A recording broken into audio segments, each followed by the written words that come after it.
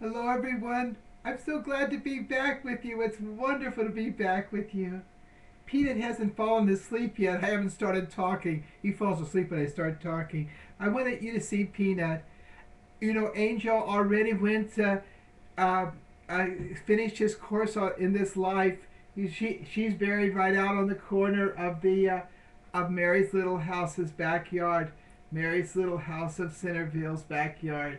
She's a permanent residence. She's a permanent residence out there now, in her little grave, marked with a little stick across. This is Peanut. Peanut's over his grief. He seems to be adjusting very well with life without Angel, his buddy. Look, he's already falling asleep when I'm starting my talk. That's a lot of people do that. Okay, Angel, go to sleep on my lap. Okay, you see what's behind me, dear people? See, there's Saint, the statue of Saint uh, Agnes, Virgin and Martyr.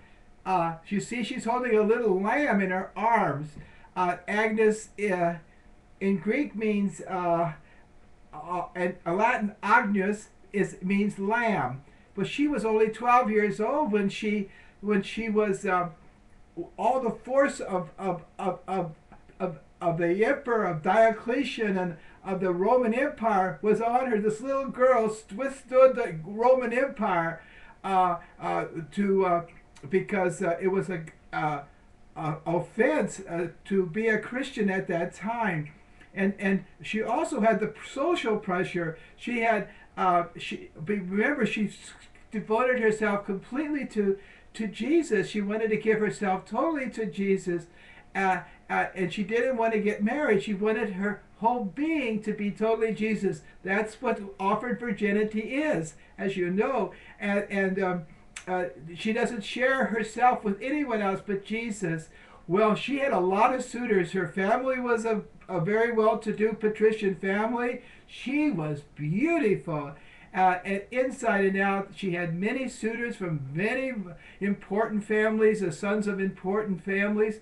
But she denied them all. She said, "I'm married to Jesus. I don't want to. I'm not interested in anybody except Jesus as my spouse." And she stuck to that with all kinds of shenanigans they tried to pull on her. First of all, flattery and rewards and everything. That didn't help any bit. Then they tried to steal her virginity, tried to shame her, and she said, "The Lord will help me." And here they tried to move her to a house of prostitution, and they wouldn't even budge her. They couldn't even budge her. She was a little girl, 12 years old, young woman. I mean, a budding young woman, 12 years old, and they couldn't even move her. They finally did somehow get her to a terrible place, and they lined her all up with all these women without any clothes or nothing.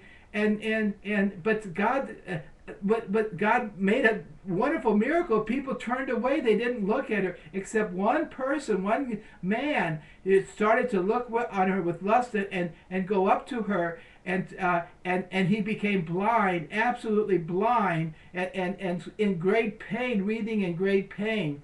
Uh, uh, his friend pleaded with Agnes to cure him, and he was restored to his sight and everything like that. So Agnes was protected even in that vulnerable condition, and ultimately she said no to all the threats and everything, and the poor. They described the poor executioner. He was crying. He was nervous when he had to behead this beautiful, lovely young woman who had such courage and such love. And the poor executioner was grieving. And Agnes said, "Why wait? And go ahead." And he finally got enough uh, uh, strength to behead her.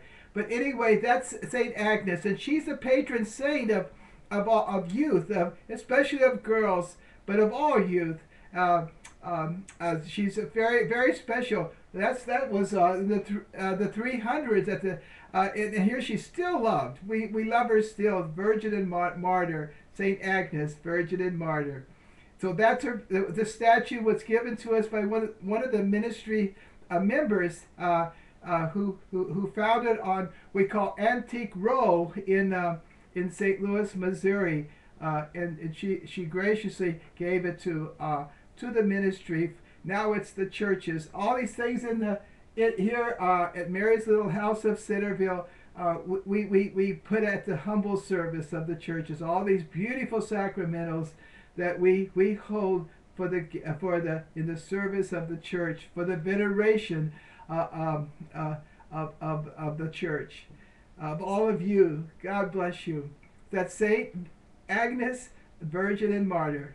Okay, we're already on Divine Romance number 3. Now remember what our series is about. It's about holiness, and holiness is union with Christ. Our greatest romance is to fall in love with God. Well, God sent us Jesus with skin, and he became flesh like one of us. He was the second person of the Blessed Trinity, the Son of God. He became flesh like us, and he was man, a human in all things but sin. So we could hold him, we could see him. St. John, the apostle, says, "What we have seen, what we have touched, what we have heard."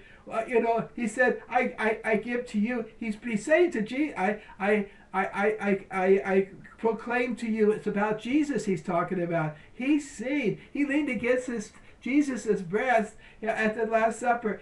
He saw Jesus, and he's proclaiming that to us in one of his little 3 letters of John, St. John.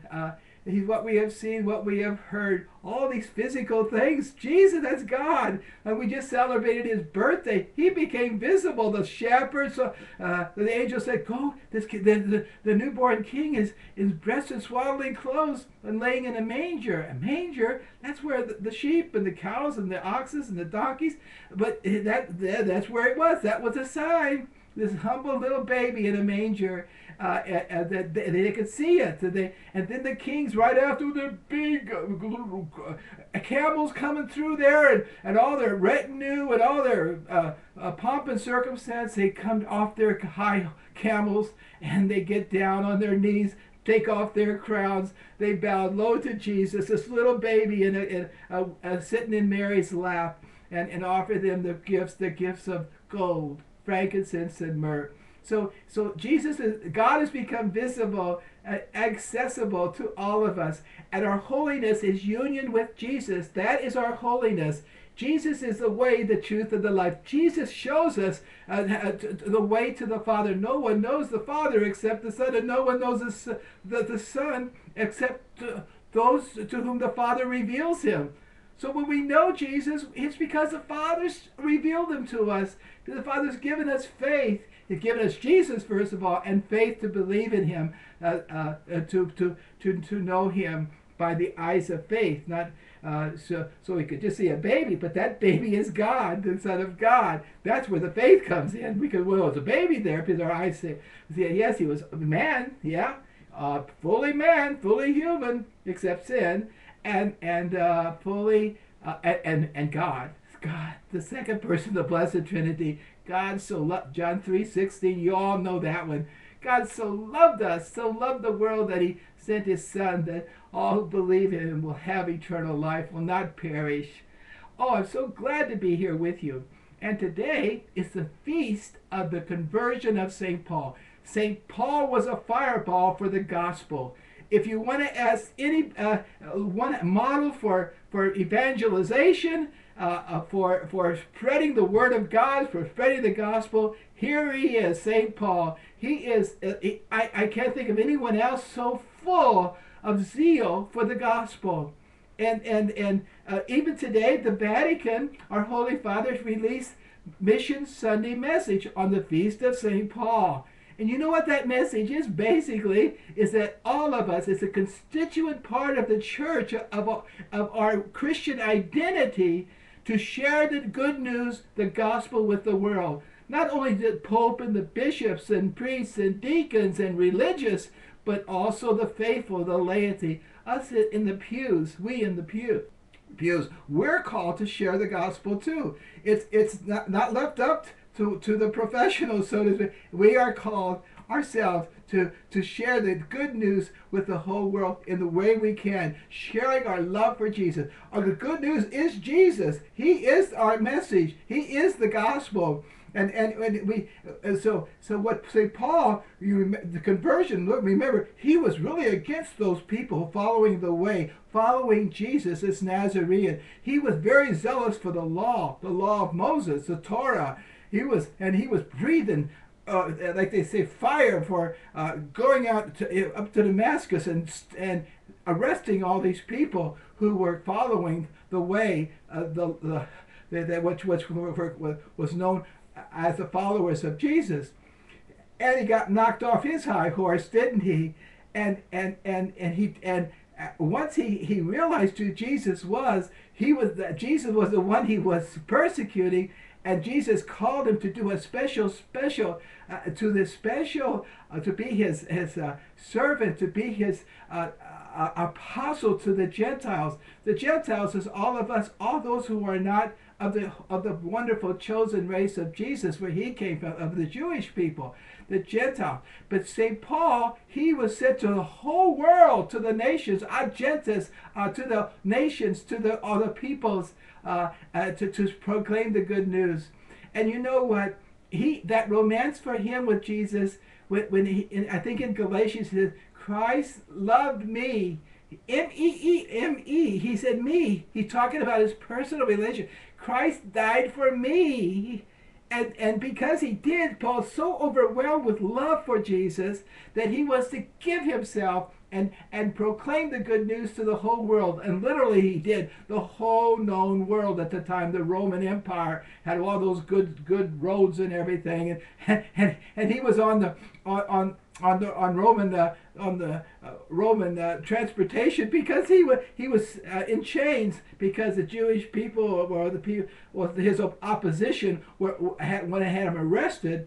And he had to go to Rome because he was a citizen of Rome, so he appealed to his citizenship. So Rome had to deal with him and bring him to the emperor, to Rome. But in the meantime, he was preaching the good news on the way to Rome. He was on house arrest. The soldiers let him, do a lot of things. He was sort of not a criminal, but a detained and in house arrest. St. Paul used everything he could.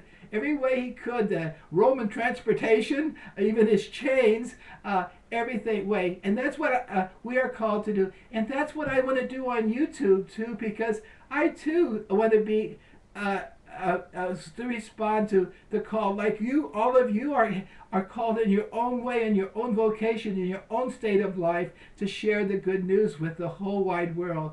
And so let us help each other. Let us be so in love with Jesus. We just can't hold it in, and just to proclaim the good news any way and everywhere we can. God bless you now. Thanks for being with us. Bye.